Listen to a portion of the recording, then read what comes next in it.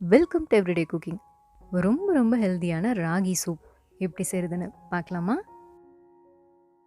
இதுக்கு 1/2 கப் ராகி மாவு எடுத்துக்கோங்க. இதில் நம்ம 1 கப் தண்ணி ஊற்றி கரைச்சிக்க போகிறோம்.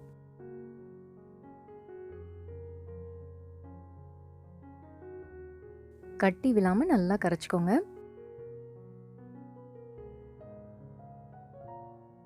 கட்டி விழாமல் கரைச்சிட்டிங்கன்னா இன்னொரு கப் தண்ணி கூட சேர்த்து நல்லா கலந்து விட்டுருங்க.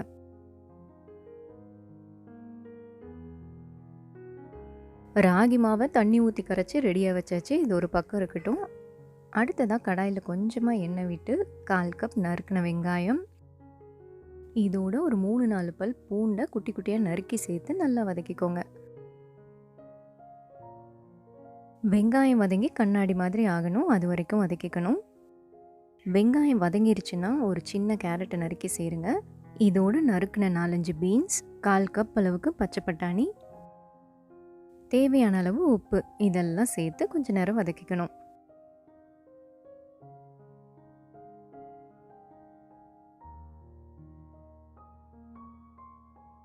இப்போ காய்கறிகள் எல்லாம் வேகணும், அதனால 1 கப் தண்ணி சேர்த்து வேக விடுங்க.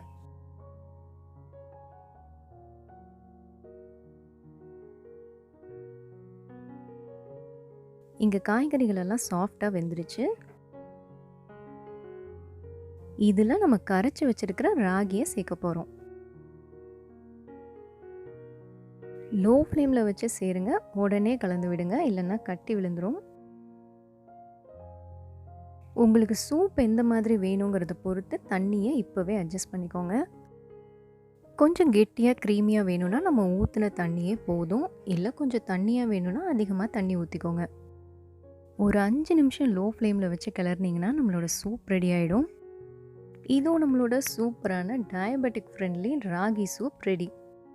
வேறொரு இன்ட்ரெஸ்டிங்கான ரெசிபியோடு உங்களை சந்திக்கிறோம். மறக்காமல் எங்கள் சேனலுக்கு சப்ஸ்கிரைப் பண்ணுங்கள்.